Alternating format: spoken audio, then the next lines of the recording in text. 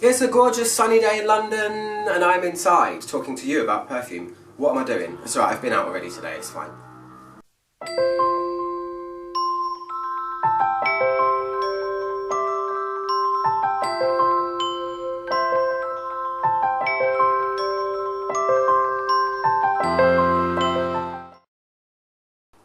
Hello, how's everyone doing? It's Upshromono. Today I am reviewing Lys Mediterranee. Mediterranean Lily by Frederic Malle. Really loving this brand, trying more and more stuff by them. I actually smelled a few more of them today. I smelled French Lover, which I thought was really cool, smelled like a forest. I also smelled Geranium pour Monsieur, didn't like that one. And I smelled Noir Épice, which is black spices, really cool too. I've got a few of these, so anyway, I digress already. Reason I went out today, just quickly before I do the review, I have to share this with you. I went to Chanel today and I finally bought a fragrance that I've wanted for 5 years. I went and got it. I went and got Chanel Coromandel. Finally, I got the 200ml big giant bottle of it and I'm over the moon. I just can't wait to whoosh, spray it on myself. But for now, I'm talking about this. So Frederic Malle enlisted the help of 9, I think, or maybe 7, master perfumers to make a big line of fragrances, each with their own spin. This one is Edouard Flechier this time. My favourite's Dominique Ropion. He made Carnal Flower and he made a few others, my favourite being Portrait of a Lady. So this was a new experience. I was like, okay, let's try a different guy out. So yeah, it's really nice. First of all, what I'll say is what I really like about each of these collaborations, this one as well, is when they are dealing with a flower, they really do want to capture the entire flower if that's going to be the prominent note. It's not just, let's just put some lily in a fragrance and then sell it to people for £180, which is what this costs, by the way. Maybe a bit less.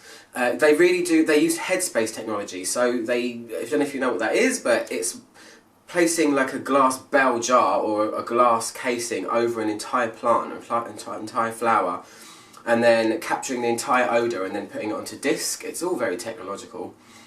Just to capture everything about it, every kind of facet of the flower. So that's what they wanted to do with this. The reason it's called Mediterranee is because they wanted it to have a kind of marine element to it, so it would be a little bit aquatic, like the Mediterranean by the sea, and just very fresh and nice, and kind of that's what they did really.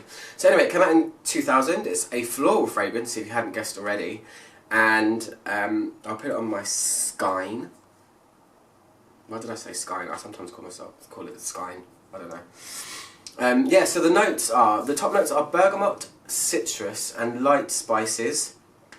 Nothing aquatic really. Fragrantica does say that it has seawater in it. I don't know if that's just. One second, there seems to be a motorbike right going past my house. Let me just shut the windows. So Fragrantica, yeah, they say that it's got seawater in it, which would make sense, Mediterranean. I'm not sure if that's true though, because I just watched the video on the Frederic Malle website where Edouard Flechier himself spoke about the notes, and he didn't mention that, but it's kind of, I reckon, it's possible. So the heart notes are lily of the valley. That's what's in this. It's not lily, it's not an oriental lily, it's not a stargazer lily, it's not nothing like that, it's not a peace lily, it is lily of the valley. So I personally love lily, stargazer lilies, you know, when they're in your room and you get a waft of it and it's really nice, it's kind of rough. This is different, this is the kind of green, fresh lily smell. It's got orange blossom in it as well, rose, jasmine and angelica. And then the base, he just said it's woodsy and it's got amber in it, and that's all he said. So he didn't say what wood it is, but it's not a very woody fragrance anyway. So what does it smell like? Really nice. It does, let me just put it on again, one second, because it's already kind of dried a little bit on my skin, so bear with me. It really is what you probably would imagine from me telling you the notes and the name of it. It is a slightly green, very fresh and very realistic floral smell at first.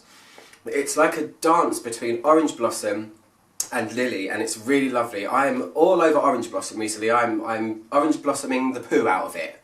I've got a fragrance from Grass that I bought that is just pure orange blossom. Today I smelled Serge Lutens Orange Blossom fragrance, and I really like it. It just feels very summery, so it's a combination of those. It's really good. Orange Blossom is kind of honey-like, it's fresh, but it's a little bit syrupy as well, and the Lily is really fresh here, and there is an aquatic feel to it, so it's really nice. It just smells very realistic. It's a floral that makes you feel like you are smelling the flower, and that's exactly what they were going for. It's exactly what they've achieved. He actually made it sound like it was really easy as well, which really frustrated me. Edouard Fleischer, he's like, yeah, it was plain sailing, we came up with the idea quite quickly, did a bit of this, did a bit of that. Here you go, £180, buy it.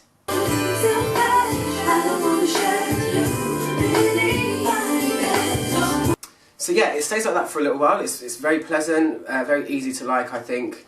I can imagine somebody wearing it in a sundress by the beach, just letting it waft around very pleasantly.